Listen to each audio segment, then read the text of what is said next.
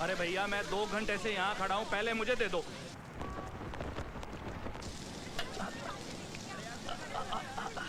पापा पापा झंडा ला दे।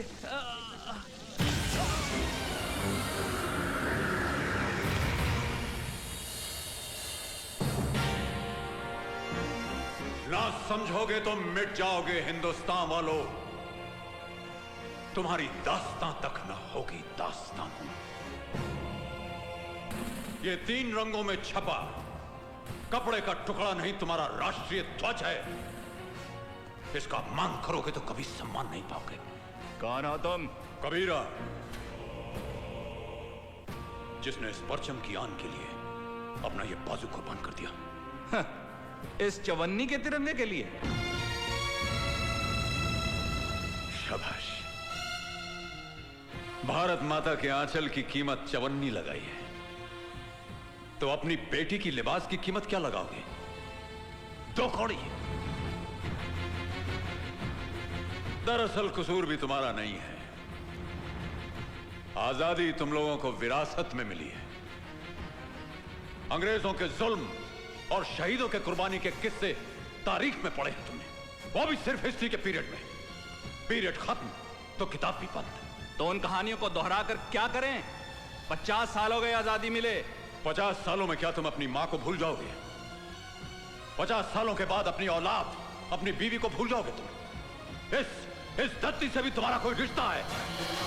सरहद पर खड़े सिपाही अगर तुम्हारी तरह खुदगर्ज हो जाए तो इस देश पर दूसरे मुल्क का झंडा फहराने में 24 घंटे भी न लगेंगे। तुम जैसे कमजोर तो सिर्फ मंदिर मस्जिद के लिए लड़ सकते हो, देश की आन और मर्यादा के लिए नहीं।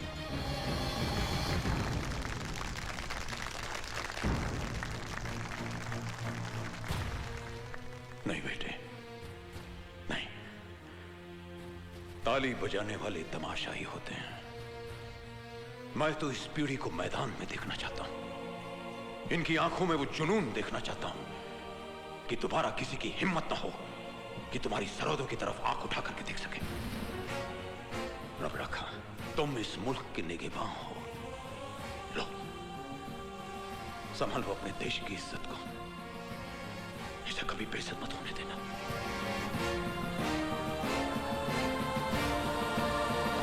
जय हिंद। आज बंटवारे को 50 साल से ऊपर हो चुके हैं, लेकिन पड़ोसी मुल्क लगातार इस कोशिश में है कि हमारे देश का विनाश करे।